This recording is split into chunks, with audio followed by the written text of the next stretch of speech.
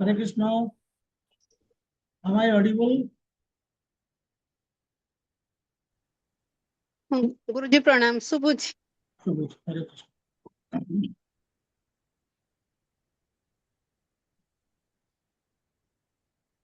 ସବୁ ଶ୍ରଦ୍ଧାଳୁ ଭକ୍ତମାନଙ୍କୁ ସ୍ୱାଗତ କରୁଛି, ବିନମ୍ର ପ୍ରଣାମ କରୁଛି। ଆଜିର ସନ୍ଧ୍ୟାକାଳୀନ ଶ୍ରୀମଦ୍ ଭଗବତ ଗୀତା କାର୍ଯ୍ୟକ୍ରମ ଆରମ୍ଭ କରିବା। ଆସନ୍ତୁ ପ୍ରେୟାର କରିବା। ଓಂ ଅଜ୍ଞାନତିମିରନ୍ଧସ୍ୟ ଜ୍ଞାନାଞ୍ଜନଶଲାକୟା ଚକ୍ଷୁରୁନ୍ମିଳିतं येन तस्मै श्री गुरवे नमः। नमो विष्णुपादाय कृष्णाय श्रीमते भक्तिवेदांत स्वामी इति नामिने। नमस्ते सरस्वती देवे गौरवाणी प्रचारिणे देशतारिणे। नमो महावदन्याय कृष्ण प्रेम प्रदायते कृष्णाय कृष्ण चैतन्य नामने गौरतिषे नमः। हे कृष्णा करुणा सिंधु दीनबंधु जगत्पति विश्वगोपिका कांत श्री राधा कांत नमोस्तुते। तप्त कांचन गौरंगी राधे वृंदावनेश्वरी वृषभानुसुते देवी प्रणमामि हरिप्रिये। वाञ्छाकल्पतरुभ्यश्च कृपा सिन्धुभ्य एव च पतितानां पावनेभ्यो वैष्णवेभ्यो नमो नमः। जय श्री कृष्ण चैतन्य प्रभु नित्यानंद श्री अद्वैत गदाधर श्रीवासादि गौर भक्तवृंद। हरे कृष्ण कृष्ण कृष्ण हरे हरे हरे राम राम राम हरे हरे। ओम नमो भगवते वासुदेवाय। ओम नमो भगवते वासुदेवाय। ओम नमो भगवते वासुदेवाय। हरे कृष्ण। हमें श्रीमद् भगवद गीता दिव्य ज्ञान जोग चतुर्थ अध्याय 36 नंबर श्लोक पर्यंत कंप्लीट करते। आज आम 37 नंबर श्लोक रु नवा। तेरे भगवान बर्तमान सुधा 36 नंबर श्लोक पर्यंत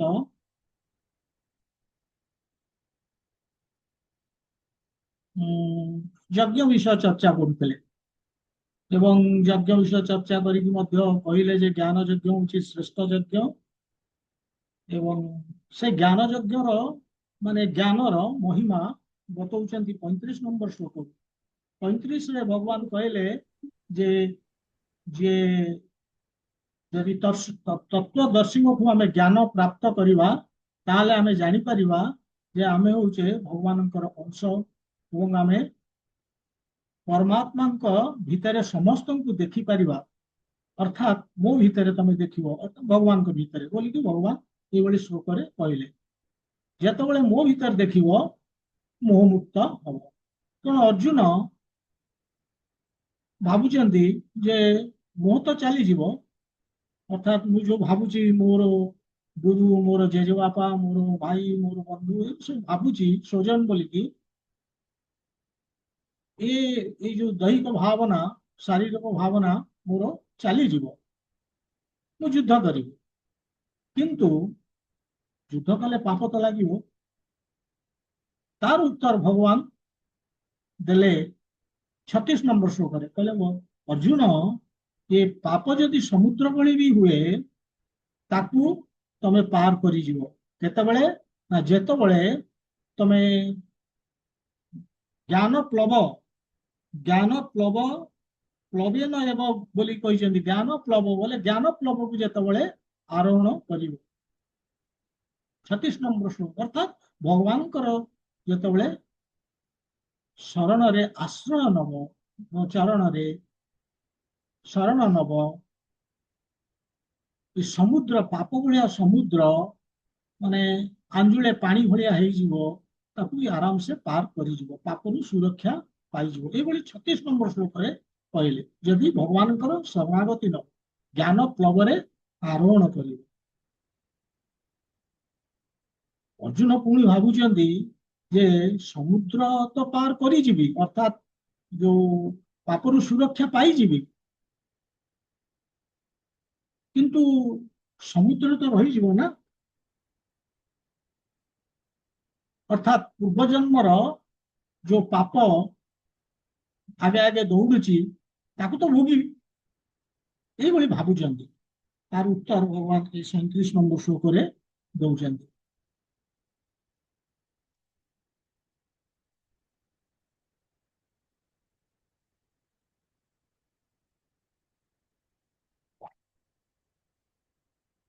ଶ୍ଲୋକଟି ଏଭଳି,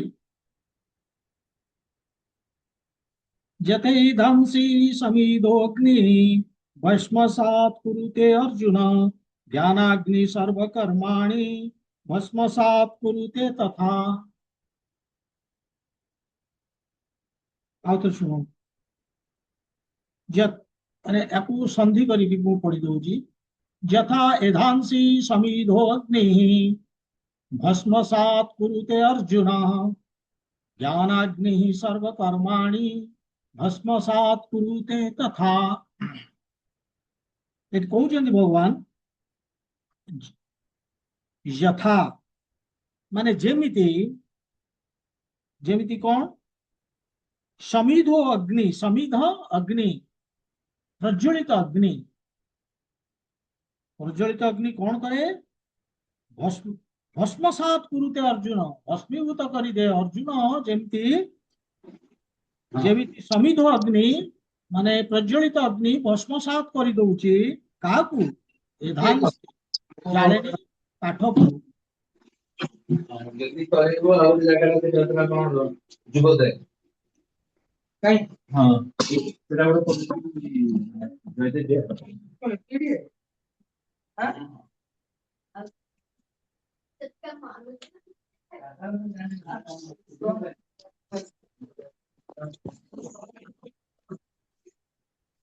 तार गोटे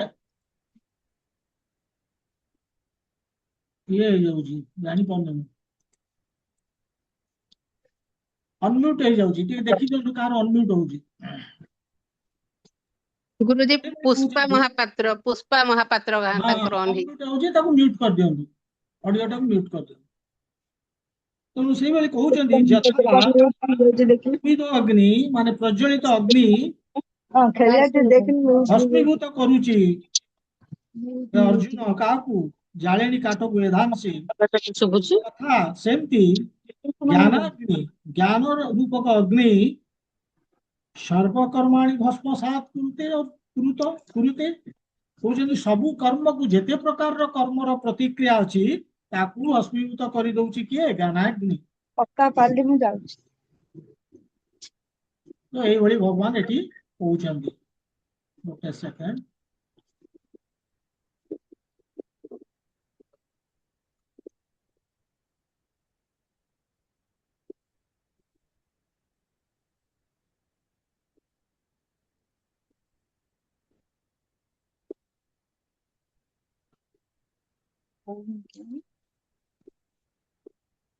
ମାନେ କହୁଛନ୍ତି ଯେ ଜ୍ଞାନଗ୍ନି ସବୁ ପ୍ରକାରର ପାପକୁ, ଯେତେ ପ୍ରକାରର ପାପ ଅଛି ଏ ଦୁନିଆରେ ସବୁ ଜାଳି ପୋଡିକି ପାଉଁଶ କରିଦବ।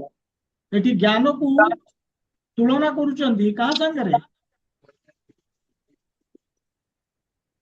ଦେଖିବା ଟିକେ କାହାର, ପୁଷ୍ପା ମାତା, ଠିକ ଅଛି।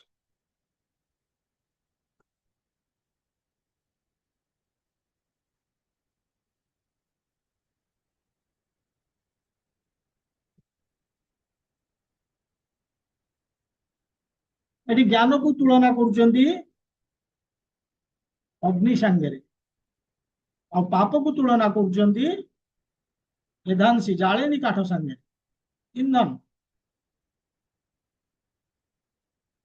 ତେବେ ଏ ଜ୍ଞାନ କଣ, ଫାର୍ଷ୍ଟ ଜାଣିବା ଆମେ ଜ୍ଞାନ କଣ। ଜ୍ଞାନ ହଉଛି ଆତ୍ମଜ୍ଞାନ, ପରମାତ୍ମା ଜ୍ଞାନ। ଆତ୍ମଜ୍ଞାନ ହଉଛି ଆମେ ନିଜେ आत्मा भगवान अंश। परमात्मा ज्ञान हूँ ये भगवान होउचंती भोक्ता, मालिक, हिताकांक्षी।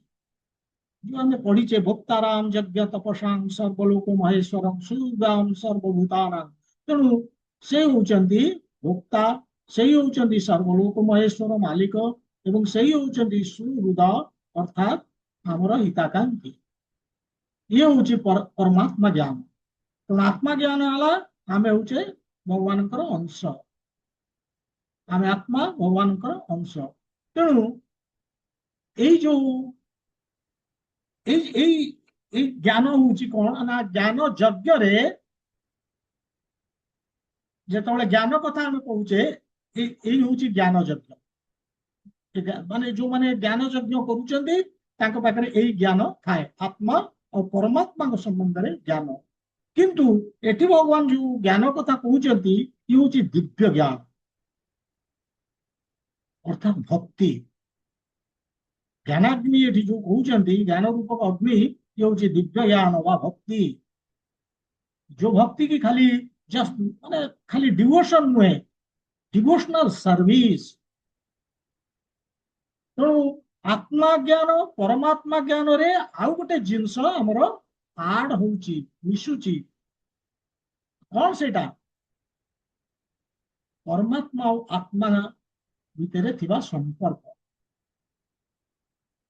ସମ୍ପର୍କଟି କଣ? ଆତ୍ମା ହଉଛି ପରମାତ୍ମାଙ୍କର ସର୍ଭିଟର, ସେବକ, ସେବା କରିବ, କୃଷ୍ଣର ଦାସ, ଏଇ ହଉଛି ସମ୍ପର୍କ। ତେଣୁ ତିନୋଟି ଜିନିଷ ଯେତେବେଳେ ହଉଛି, ମାନେ ଆତ୍ମଜ୍ଞାନ, ପରମାତ୍ମା ଜ୍ଞାନ ଏବଂ ଆତ୍ମା ପରମାତ୍ମାଙ୍କର ସମ୍ପର୍କରେ ଯୋଉ ଜ୍ଞାନ, ତାକୁ ଆମେ କହୁଛେ ଜ୍ଞାନ, ଦିବ୍ୟ ଜ୍ଞାନ ବା ଭକ୍ତି।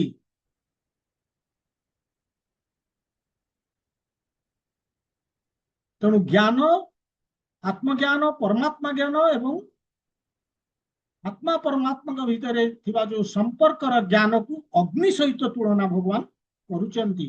ଏବଂ ଏଇ ଜ୍ଞାନୀ, ଏଇ ଯୋଉ ଜ୍ଞାନ ଅଗ୍ନି, ଇଏ ଗୋଟେ ସ୍ପେଶାଲ ଅଗ୍ନି। এই তিনোটির জ্ঞাନ ଥିଲେ, ଆତ୍ମା ପରମାତ୍ମା ଆଉ ପରମାତ୍ମା ଆତ୍ମା ଭିତରେ ସମ୍ପର୍କ, ଏ ତିନୋଟିର ଜ୍ଞାନ ଥିଲେ ଜ୍ଞାନ ଅଗ୍ନି ପ୍ରଜ୍ୱଳିତ ହବ। ସବୁ ପ୍ରକାରର ପାପ ବା ସବୁ ପ୍ରକାରର ପ୍ରତିକ୍ରିୟାକୁ ଜାଳି ପୋଡ଼ି ପାଉଁଶ କରିଦେବ।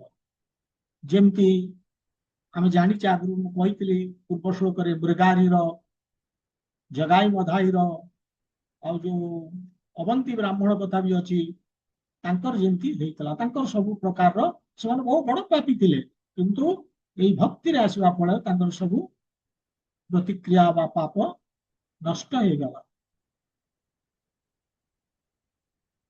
ଖାଲି ନଷ୍ଟ ହେଇଯାଉନି, ମାନେ ଭଗବାନ କହୁଛନ୍ତି ଏ ଜ୍ଞାନାଗ୍ନି ଖାଲି ପାପର ପ୍ରତିକ୍ରିୟାକୁ ନଷ୍ଟ କରୁନି, ଜନ୍ମ ମୃତ୍ୟୁ ଚକ୍ରରୁ ମୁକ୍ତ ବି କରିଦବ, ଯାହାକି ଆମ ଜୀବନର ଲକ୍ଷ୍ୟ। Breaking the cycle of birth and death, এই হচ্ছে আমার জীবনের উদ্দেশ্য বা লক্ষ্য। জন্ম মৃত্যু চক্রକୁ সমাপ্ତ କରିବା, ଏ ହଉଛି ଲକ୍ଷ୍ୟ। ବହୁତ ଦିନରୁ ଆମେ, କୋଉ କାଳରୁ ଆମେ ବିଭିନ୍ନ କର୍ମ କରୁଛେ, ଖରାପ ହେଇପାରେ, ଭଲ ହେଇପାରେ, ପାପ ହେଇପାରେ, ପୁଣ୍ୟ ହେଇପାରେ, ସେ ଯାହା ବି କର୍ମ ହଉ, କର୍ମ ଅର୍ଥ ଆମେ ପ୍ରତିକ୍ରିୟା ସୃଷ୍ଟି କରୁଛେ। ଭଲ ହେଇପାରେ, ଖରାପ ପ୍ରତିକ୍ରିୟା ହେଇପାରେ, କିନ୍ତୁ ପ୍ରତିକ୍ରିୟା।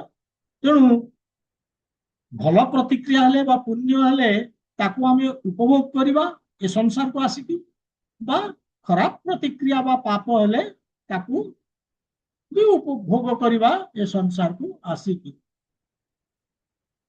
ଏବଂ ପୁଣି ଏ ସଂସାରକୁ ଆସିକି କର୍ମ କରିବା, ପୁଣି ପ୍ରତିକ୍ରିୟା ସୃଷ୍ଟି କରିବା, ଏବଂ ପୁଣି ମୃତ୍ୟୁ ହେଲା ପରେ ଜନ୍ମ ନବା।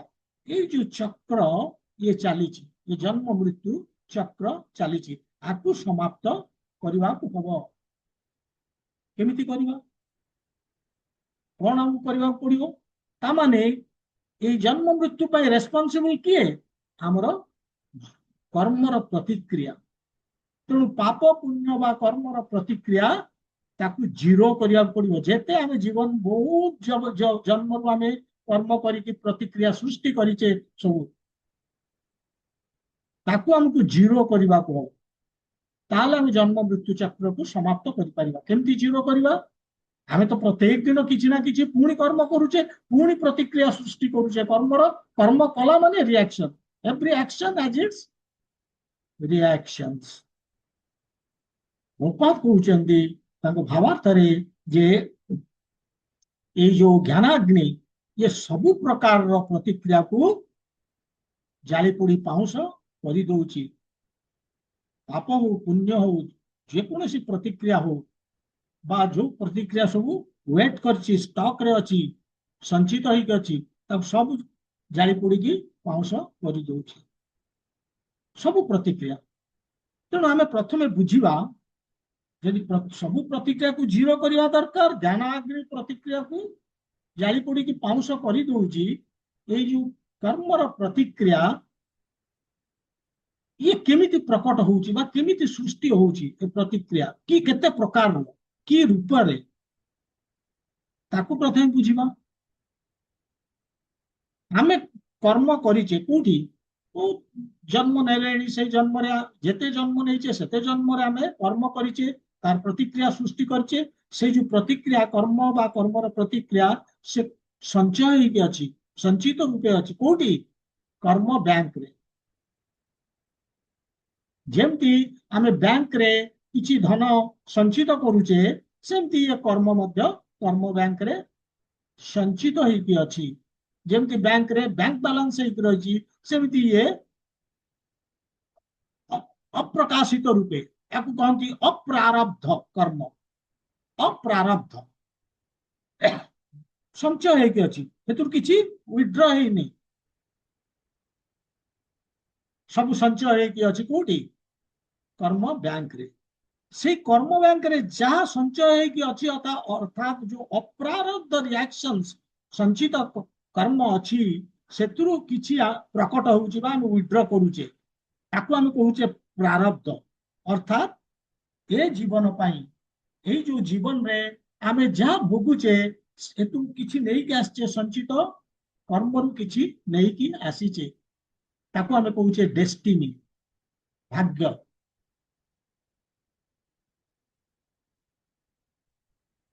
ଏ ପ୍ରାରବ୍ଧ କର୍ମର ଏକ୍ସାମ୍ପଲ କଣ, ମାନେ କଣ ଏକ୍ଜାକ୍ଟଲି କଣ ପ୍ରାରବ୍ଧ? ଫାର୍ଷ୍ଟ ଥିଙ୍ଗ ହେଲା ଜନ୍ମ ଏବଂ ମୃତ୍ୟୁ, ଇଏ ଫିକ୍ସଡ। ଏବଂ ଏ ଜନ୍ମ ମୃତ୍ୟୁ ଭିତରେ କେତେ ଗୁଡିଏ ପରିସ୍ଥିତି ବା କେତେ ଗୁଡିଏ ଜଙ୍କସନ ବା ସିଚୁଏସନ୍ସ, କେତେ ଗୁଡିଏ ଅବସ୍ଥା, ସେଗୁଡାକୁ ବି ଫିକ୍ସଡ। ଜନ୍ମ ମୃତ୍ୟୁ ତା ଭିତରେ କେତେ ଗୁଡେ ସିଚୁଏସନ୍ସ, ପରିସ୍ଥିତି। କଣ ସେ ପରିସ୍ଥିତି? ମୁଁ କେତେ ପଇସା ରୋଜଗାର କରିବି, ମୁଁ କି ପ୍ରକାରର ଜବ ପାଇବି, ମୋର ଲାଇଫ ପାର୍ଟନର କେମିତି ହେବେ, ଜୀବନ ସାଥୀ କି ପ୍ରକାରର ମାନେ ମୋର ସନ୍ତାନ ଜନ୍ମ ହେବେ, ଏ ସବୁ ଫିକ୍ସଡ ଲାଇଫରେ। କିନ୍ତୁ ସବୁ ଜିନିଷ ଫିକ୍ସଡ ନୁହେଁ। ଯଦି ସବୁ ଜିନିଷ ଫିକ୍ସଡ ହେଇଥାନ୍ତା ତାହେଲେ ଆମେ ତ ରୋବୋଟ ହେଇଯିବା।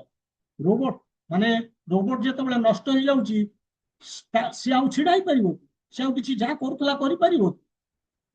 କିନ୍ତୁ ଆମେ ରୋବୋଟ ନୁହେଁ। ଅର୍ଥାତ୍ ଆମେ ଯଦି ରୋବୋଟ ଭଳିଆ ହେଇଥାନ୍ତେ, ଆଉ ଯୋଉ ନେକ୍ସଟ ସାଇକେଲ ଅଫ କର୍ମ କଥା ଆମେ ଚିନ୍ତା କରୁଛେ, ସିଏ ତାର ପ୍ରଶ୍ନ ଉଠୁନି, ଜନ୍ମ ନାହିଁ। ଆଉ କେବଳ ଫିକ୍ସଡ ହେଉଛି କଣ ନା ଏଇ ଜନ୍ମ ମୃତ୍ୟୁ ଏବଂ ତା ଭିତରେ ଥିବା କେତେ ଗୁଡିଏ ପରିସ୍ଥିତି ବା ଜଙ୍କସନ, ସେଗୁଡାକ ଫିକ୍ସଡ। କିଛି କିଛି ପରିସ୍ଥିତି ଭଗବାନ ସୃଷ୍ଟି କରନ୍ତି ଆମର କର୍ମ ଅନୁସାରେ। କିନ୍ତୁ ଆମ ପାଖରେ ଫ୍ରି ୱିଲ୍ ବା ସ୍ୱାଧୀନତା ଅଛି। ସେ ଯୋଉ ପରିସ୍ଥିତି ବା ଜନ୍ମ ମୃତ୍ୟୁ ଏବଂ ତାର ଭିତରେ ଯୋଉ ପରିସ୍ଥିତି, ତାକୁ କେମିତି ଆମେ ରେସ୍ପଣ୍ଡ କରୁଛେ, ତାର କେମିତି ମୁକାବିଲା କରୁଛେ,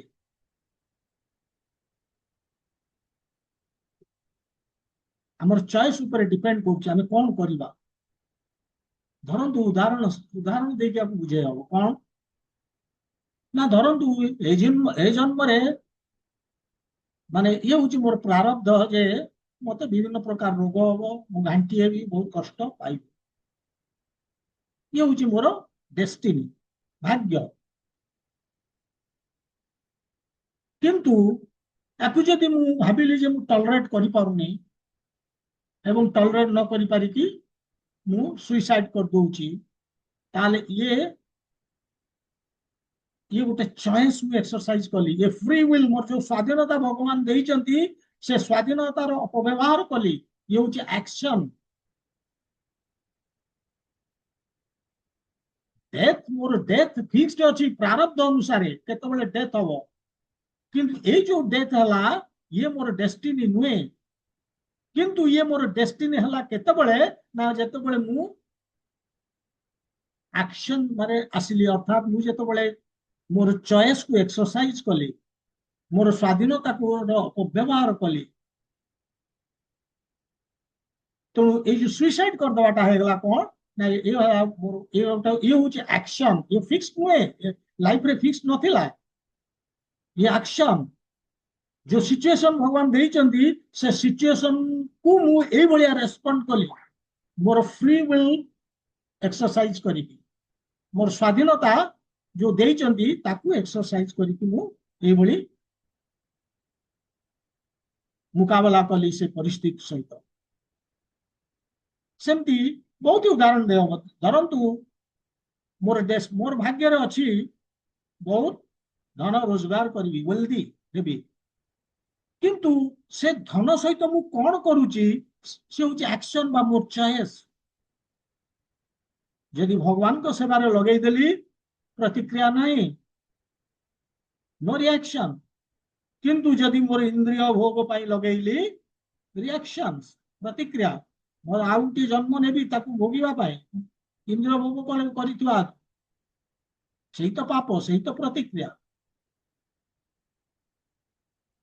धरंतु केते विद्या मु अर्जन करिवि, ये मोर डेस्टिनी। धरंतु मो भाग्य अच्छी मु बहुत विद्या अर्जन करिवि, किंतु से विद्या अर्जन करिया पई लिटिल बिट एफर्ट तो दरकार ना, किछि तो मते करिवा को पड़िबो। जदि मु सेतक न कली मोर डेस्टिनी रे थिले भी से पोस्टपोन हे गला। मु जदि टिके पाठ पढ़िया कथा एवं से विद्या को हासिल करवा कथा मो भाग्य अछि, मते टिके एफर्ट करिया को पड़िबो ना। मु जदि से टिकक एफर्ट न कली एवं मु फेल हे गली ता मते जॉब मिलिलानी, ताले सेटा कोन हे गला, मोर डेस्टिनी हे गला। केतेबेले ना जेतेबेले मु मोर चॉइस को एक्सरसाइज कली जे मु कोनोसी एफर्ट करिबिनी, भाग्य रे थिले हबो। अरे भाग्य रे कोन अछि that I do not know, मते तो लिटिल बिट एफर्ट करिया पड़िबो ना। तो न करिवाटा सेठी एफर्टटा सेटा मोर एक्शन हे गला, माय चॉइस। मोर स्वाधीनता जो देइचंदी भगवान फ्री विल तारो मिसयूटिलाइजेशन।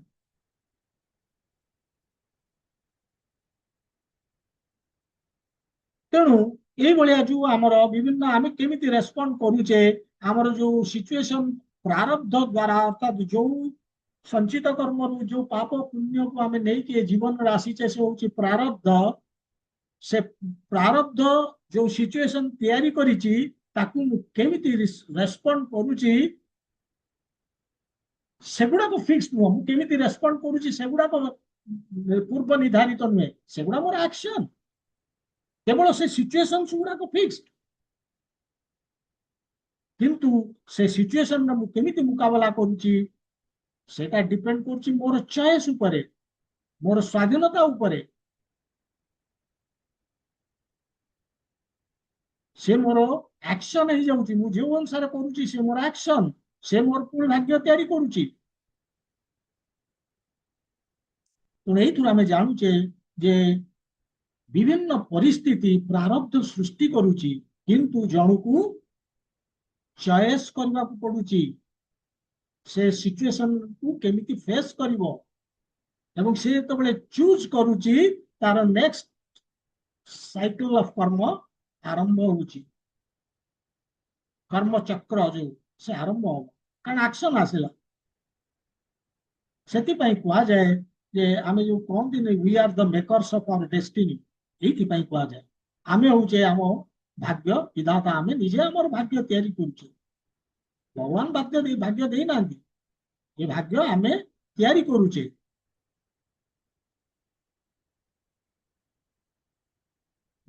ମାନେ ଧରନ୍ତୁ ମତେ, ମୁଁ ଗୋଟେ ମାନେ ଏଭଳି ପରିସ୍ଥିତିରେ ଜନ୍ମ ନେଇଛି, ଏଇଭଳି ପରିବାରରେ ଜନ୍ମ ନେଇଛି, କୌଣସି ସ୍କୋପ ନାହିଁ ପାଠ ପଢିବା ପାଇଁ, ବା ମୁଁ ଗୋଟେ ହଷ୍ଟେଲରେ ରହୁଛି, ସେଠି ସର୍କଲ ପୁରା ଭିସିୟସ୍, ମାନେ ଭଲ ନାହିଁ, କୁସଙ୍ଗ, ସେଠି ମଦ ପିଇବା, ଇଏ କରିବା, ପରିସ୍ଥିତି ଠିକ ନାହିଁ, ଏଭଳି ପରିସ୍ଥିତିରେ ଅଛି। କିନ୍ତୁ ମୁଁ ଯଦି ଭାବିବି ଯେ ଭଗବାନ ତ ଏ ପରିସ୍ଥିତି ଦେଇଛି, ତାପରେ ମୋ ଭାଗ୍ୟରେ ନାହିଁ ପାଠ ହବାକୁ ଏ ପରିସ୍ଥିତି ଅନୁସାରେ, ନା, ସେଠି ମୋର ଚଏସ୍, ମୁଁ ସେ ପରିସ୍ଥିତିକୁ କେମିତି ମୁକାବିଲା କରିବି, ମୁଁ ସେଇଠି ରହିବି ନା ସେଠୁ ବାହାରିବି, ଏ ମୋର ସ୍ୱାଧୀନତା। ବହୁତ ପିଲା ଅଛନ୍ତି ହଷ୍ଟେଲରେ, ସେଠି ଏଇଭଳି ମାନେ ଯୋଉଠି ମଦ ପିଉଛନ୍ତି, ବିଭିନ୍ନ ଝିଅଙ୍କ ସାଙ୍ଗରେ ସମ୍ପର୍କ ରଖିକି, ଅବୈଧ ସମ୍ପର୍କ ରଖିକି ସେଠି ସବୁ ଚାଲିଛି ଏଗୁଡାକ। ସେମାନେ କଣ କରୁଛନ୍ତି ନା ତାକୁ ଛାଡି ଦଉଛନ୍ତି, ହଷ୍ଟେଲ ଭଏସକୁ ଯାଉଛନ୍ତି, ଯୋଉଠି ସାଧୁ ସନ୍ଥ ମାନେ ରହୁଛନ୍ତି, ସେମାନେ ତାଙ୍କ କର୍ମ କରୁଛନ୍ତି, ଏମାନେ ତାଙ୍କ ଅନୁସାରେ ସତ୍ସଙ୍ଗ ଆକାର ବି ଡେଭଲପ କରୁଛି, କିନ୍ତୁ ଆଟ ଦି ସେମ ଟାଇମ ତାଙ୍କର ପାଠ ସେମାନେ ପଢି ପାରୁଛନ୍ତି ଠିକରେ, ଏବଂ ଜୀବନରେ ଯାହା ହାସଲ କରିବା କଥା କରିକି ଆସୁଛନ୍ତି। ତେଣୁ କେମିତି ଆମେ ରେସ୍ପଣ୍ଡ କରୁଛେ, ଦ୍ୟାଟ ଇଜ ଇମ୍ପୋର୍ଟାଣ୍ଟ।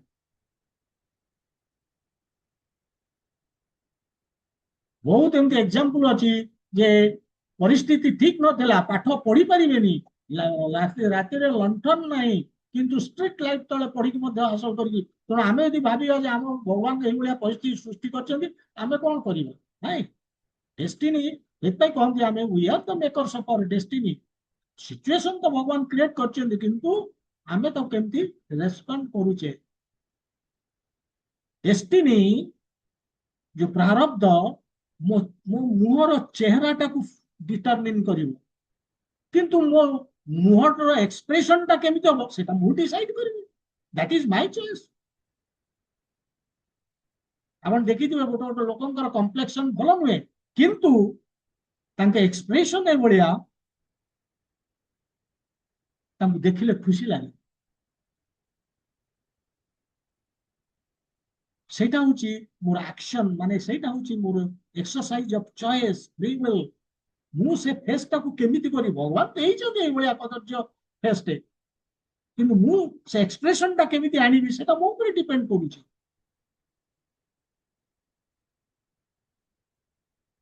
ଆକାଶ ଆମର ଯୋଉ ଏୟାର ର ମୁଭମେଣ୍ଟଟାକୁ ରେଷ୍ଟ୍ରିକ୍ଟ କରିଦଉଛି, ଆଉ ତାକୁ ଟପିକି ଯାଉଛି କି ଏୟାର, କିନ୍ତୁ ମୁଭମେଣ୍ଟଟାକୁ ତ ରେଷ୍ଟ୍ରିକ୍ଟ କରିପାରୁନି ନା ଆକାଶ।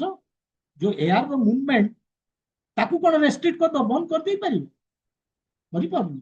ଯେମିତି ମାନେ ଆମେ କହିବା ଯେ ଡେଷ୍ଟିନି ଯୋଉଟା, ସେଟା ଡିଟରମିନ କରୁଛି ଆମର ଆମେ କଣ କାର୍ଯ୍ୟ କରିବା, ତାର ସ୍କୋପ, ପରିସର। Destiny determines the scope of our actions, not our actions. ଆମର actions ନୁହେଁ, scope of action. action ହଉଛି ଆମର choice, କିନ୍ତୁ ସେ action ର scope ବା result କଣ ହବ ସେଟା ଆମେ decide କରୁଛୁ। we are the makers of our destiny, ସେଥିପାଇଁ କୁହାଯାଏ। ସ୍କ୍ରିପଚର ଅନୁସାରେ ଶାସ୍ତ୍ର କହୁଛି 6ଟା ଜିନିଷ ଜୀବନରେ ଫିକ୍ସଡ, 6ଟା ଜିନିଷ: ଜନ୍ମ, ମୃତ୍ୟୁ, ଯଶ, ଅପଯଶ, ଲାଭ, ହାନି, ସୁଖ, ଦୁଃଖ। ସୁଖ ବା ଦୁଃଖ, 6ଟା ଜିନିଷ: ଜନ୍ମ, ମୃତ୍ୟୁ, ଯଶ ବା ଅପଯଶ 3, 4, ଲାଭ ବା ହାନି 5, ସୁଖ ବା ଦୁଃଖ।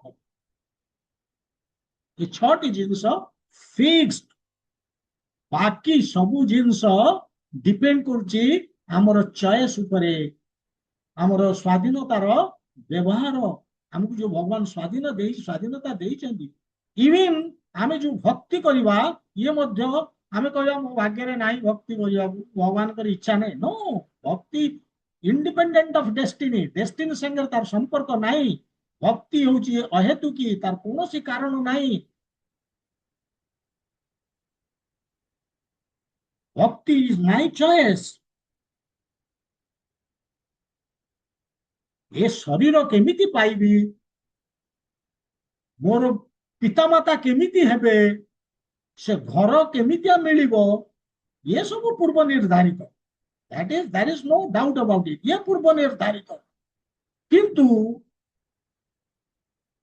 एगुड़ा मो चॉइस में मो चॉइस रे मो पेरेंट्स को चूज कर परिबिनी ये पूर्व डिसाइड होइछि मु को घरे जन्म हेबी से भी आगु डिसाइड होइछि को टाइप रो शरीर पाइबी से आगु डिसाइड होइछि किंतु से शरीर संगे मु कोन करिवि से पेरेंट्स संगे केमिति व्यवहार करिवि से घरे मु कोन करिवि ये होछि मोर चॉइस बा स्वाधीनता तेणु ये भली होछि ये प्रारब्ध आमे जो बेले बेले कहि दोछे प्रारब्ध होछि फिक्स्ड माने everything fix know everything is not fixed side by side गोटे फ्री विल बोली कि जिंस रहउछि स्वाधीनता तबे आमे देखिले प्रथमे अप्रारब्ध माने संचित कर्म रहिछि ये होछि गोटे प्रकार कर्म बर्तमान प्रारब्ध जिनिस देखिले किंतु ए प्रारब्ध माने भगवान कहउछन ये प्रारब्ध जो हमरो ज्ञानाग्नि ताकू नष्ट कर दे परिबो बा प्रारब्ध को कौन करिवो ना मिनिमाइज कर दबो तार परिणाम को लाघव कर दबो कम कर दबो परिणाम ये ज्ञानाग्नि अर्थात जो माने भक्त करूचन भक्ति करूचंदी बा जो माने हरे कृष्ण महामंत्र जप करूचंदी उनको जीवन रे जेते माने जेते रिएक्शन प्रतिक्रिया अछि प्रारब्ध नै के आसीचंदी भोगुचंदी तांको पई भगवान हेवी डिस्काउंट देचंदी जदि तांकर पूरा हातटा कटि जिवार थिला केवल केवल गोटे आंगुठरे खंडिया करिकि छाड़ी देबे भोगिए ये भी हेई पारे किंतु परिणाम टिके लाघव कर दे कम कर दे जेहेतु भक्ति करुछि जेहेतु हरे कृष्ण महामंत्र जप करुछि तो भगवान तांका भक्तों को हेवी डिस्काउंट दियंती एवं प्रारब्ध कर्म को भोग करिवार बा सहिबार शक्ति भी दियंती केमति आराम से सही की से चली जीवो ये हला प्रारब्ध किंतु अप्रारब्ध प्रारब्ध बर्तमान डिस्कशन कले आउ दी प्रकार रो भी कर्म बा कर्म रो प्रतिक्रिया रही कौन केते गुडी अछि कुटम कुआ जाए कुटम कुटम कौन ना केते गुडी कर्म अछि से गुडी कहूची हमरो माने टेंडेंसी बा प्रवृत्ति हम भितरे गोटे पर्टिकुलर वे रे हमें कर्म माने गोटे एक्ट करूचे पर्टिकुलर वे रे से हमर प्रवृत्ति केमिति ना सपोजिंग पूर्व जन्म रे जने मद पीउतला से ए जन्म रे जेते बेले देखुची लोक माने मद पीउचन होउचंदी जेहेतु ता प्रवृत्तिटा सेही पीउतला एवं से संस्कारटा अछि प्रवृत्तिटा अछि टेंडेंसी तार भी छाओ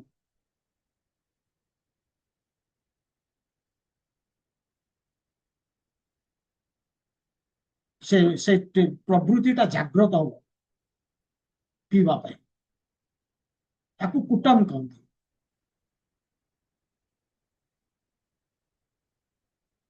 किंतु जेतेबेले से प्रवृत्तिटा इच्छा को कन्वर्ट हो गला माने वर्तमान धरंतु से तार इच्छा हला स्ट्रांग डिजायर हला कोन ना ना पीवी ताल ताकू बीजम कहते तो कुटम बीजम ये दी प्रकार प्रतिक्रिया भी अच्छी बीजम माने इवन आमर जो तृष्णा बा लस्ट बा कामना कहूचे धरंतु जने पूर्व जन्म रे विभिन्न प्रकार अवैध संपर्क रे लिप्त थिला जेहेतु से प्रवृत्तिटा अच्छी ए जन्म रे कौन हबो ना पिला जन्मरु से टेंडेंसीटा ता रहिबो से एक्टिविटीज पाई जेते बेले एडल्ट हबो तार इच्छा हबो प्रबल डिजायर माने स्ट्रांग डिजायर आसीबो केमिति सेही जिंस करिवा पाई সেটা বিজম ହେଇଗଲା ସେତେବେଳେ। ତେଣୁ ଇଏ ହଉଛି କୁଟମ ଆଣ୍ଡ ବିଜମ। ତାହେଲେ ଆମେ କଣ କଣ ଜାଣିଲେ?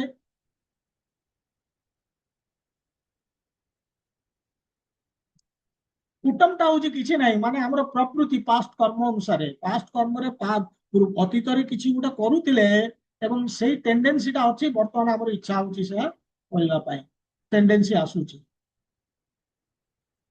କିନ୍ତୁ ଯେତେବେଳେ ସେଇ ଟେଣ୍ଡେନ୍ସିଟା ଡିଜାୟାରକୁ କନଭର୍ଟ ହେଇଯାଉଛି, ପୁରା ଇଚ୍ଛା, ମାନେ ତାକୁ ବୀଜ କହନ୍ତି, ସେତେବେଳେ ପର୍ସନ କରିବ ସେ କାମଟି। ତେଣୁ ଏଇଭଳି ଚାରୋଟି ଆମେ ପ୍ରତିକ୍ରିୟା डिस्कसन कले। चारोटी अप्रारब्ध जहाँ प्रकट है बैंक रे, कर्म बैंक रे संचित होइकी अछि, संचित कर्म अप्रारब्ध। सेकेंड प्रारब्ध, से संचित कर्म रु किछि ए जन्म रे ड्यू हेछि आम पे, अर्थात आमे नै कि आसीचे किछि कर्म फल, कर्मर प्रतिक्रिया ए जन्म रे ताकू भोगुचे, से प्रारब्ध डेस्टिनी या को हम कहूचे ए जन्म। कुटम जो प्रवृत्ति आम भीतर अच्छी पूर्व जन्मर कर्म अनुसार। विजन से टेंडेंसी जो अच्छी आम भीतर जेतबेले से इच्छा को कन्वर्ट हो जाउची, कामना को कन्वर्ट हो जाउची, ताकू विजन कहा जाए। एवं भगवान कहउचंदी जे ए ज्ञानाग्नि ये सबु प्रकार जेते प्रकार रिएक्शन, ये चारोटी रिएक्शन को डिस्ट्रॉय कर दोची, माने नष्ट करूची के ज्ञानाग्नि, दिव्य ज्ञान बा भक्ति। ये ज्ञानाग्नि रो आ गोटे एग्जांपल आमे देई परिबा अजामिल। अजामिल भागवतम रे, अजामिल एपिसोड रे आमे जानुचे जे अजामिल सबु प्रकार रो सीमा उल्लंघन करिकी से पाप करिची। He crossed all the limits. वेश्या प्रति आकृष्ट हला, घर को आनिला, स्त्री पिला को घर बाहर कर देला, बापा को बाहर कर देला, जो ब्राह्मण कर्म करुला ताकू मध्य ये कला, चोरी कला, पिला पाली पारलानी, 10टी पिला जन्म कला। तो ये सब प्रकार रो पाप से सीमा उल्लंघन करिकी, किंतु मृत्यु बेलू नारायण को डाकिला तार पुओ, सान पुओ जहाँ से अति भल पाए, से जो नारायण डाक से शुद्ध नाम नथिला, कहीं तार सेमती आंतरिकता नथिला भगवान को डाकिला। जदियो नारायण भगवान का ना, से पुओ को डाकुला, आंतरिकता नथिला। किंतु बिना अपराध रे से नाम नहीं थला। जदियो शुद्ध नाम नुहे, ताले नाम अपराध भी नुहे, कहीं ना से ध्यान सहित एकलय रे नारायण नारायण डाकुचे, आ कुआडे नो डिस्ट्रैक्शन। जेतबेले आमे जपुचे, आमे ताऊ कहूचे, जेतबेले आमे डिस्ट्रैक्शन हो जाउचे, आमे ताऊ कहूचे नाम अपराध। किंतु जेतबेले डिस्ट्रैक्शन होउनी, ताकू आमे कहूचे नाम आभास। एवं जेतबेले आमे भक्तिर सहित, प्रेमर सहित भगवानंकर जप करूचे, से स्टेज रे आमे ताकू कहूचे शुद्ध नाम। तेणु अजामिलर नाम आभास स्टेज थिला, बिना अपराध रे से, जदियो शुद्ध नाम नुहे।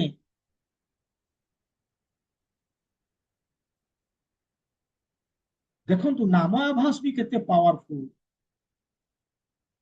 जमदूत फेरिकी चली गले, जदि नाम आभास एतिकी पावरफुल, ताले केते पावरफुल हबो जो शुद्ध नाम बा ज्ञान अग्नि बा भक्ति, से केते पावरफुल हबो, इमेजिन करंतु। तेणु एथुरु संपूर्ण रूपे जना पड़ुची जे भगवानंकर ज्ञान बा भक्ति एते पावरफुल, अग्नि भली, जे कौन करुची, जो भोगी सारी थिबा कर्म, भोगु थिबा कर्म, ତିଆରି କରୁଥିବା କର୍ମ ଏବଂ ସଞ୍ଚିତ କର୍ମ ସବୁ ଏ ଜ୍ଞାନାଗ୍ନି ବା ଭକ୍ତି ଜାଳି ପୋଡି ପାଉଁଶ କରିଦଉଛି। ମାନେ ଜ୍ଞାନର ମହିମାକୁ ଲକ୍ଷ୍ୟ କରନ୍ତୁ। ଏଇ ଯୋଉ ଜ୍ଞାନାଗ୍ନି, ଏଇ ଭକ୍ତି ମାନେ ତାର ମହିମା, ଭଗବାନ ଏଠି ତାର ଗୁଣଗାନ କରୁଛନ୍ତି, ତାକୁ ଲକ୍ଷ୍ୟ କରନ୍ତୁ, ତାକୁ ଦେଖନ୍ତୁ। ଆମେ ଯେତେବେଳେ ଭକ୍ତି କରିବା ଆରମ୍ଭ କରିଦଉଛେ ଭଗବାନଙ୍କର ଏ ଚାରୋଟି ଯାକ ଭୋଗି ସାରିଥିବା କର୍ମ, ଭୋଗୁଥିବା କର୍ମ, ଯୋଉ କର୍ମ ତିଆରି କରୁଛେ, ଯୋଉ କର୍ମ ସଞ୍ଚିତ ହେଇକି ଅଛି, ସବୁ ଜାଳି ପୋଡି ପାଉଁଶ ହେଇଯାଉଛି।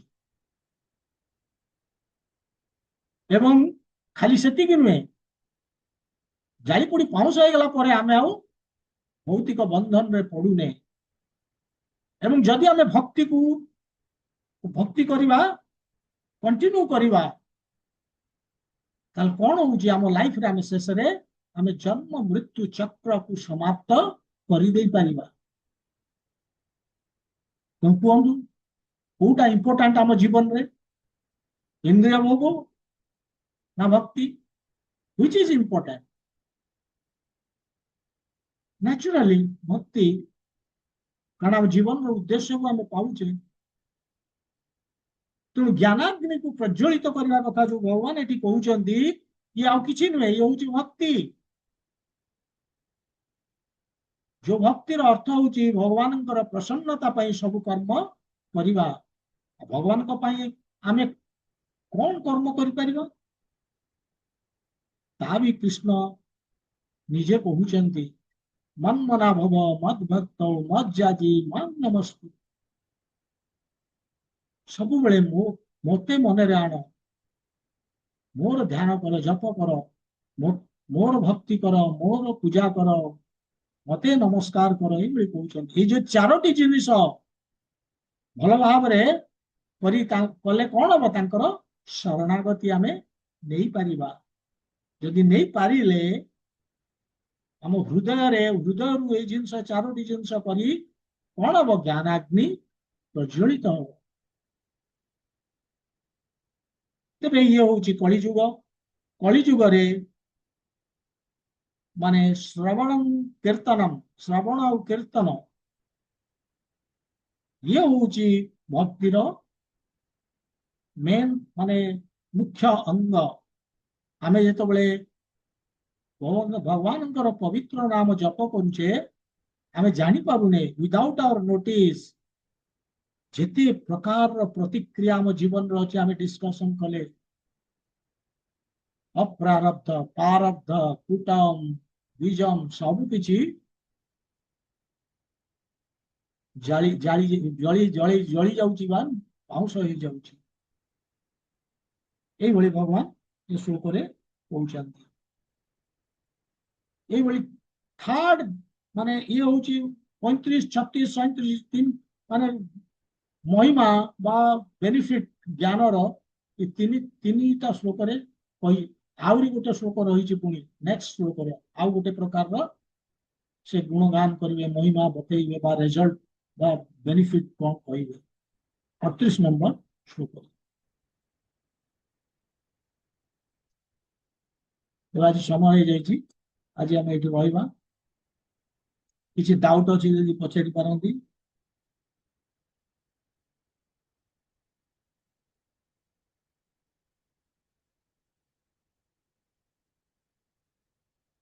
ग्रंथराज श्रीमद् भगवद गीता की जय, श्रीला प्रभुपाद की जय, गौर भक्त वृंद की जय। हरे कृष्ण। देखिए ये केस हो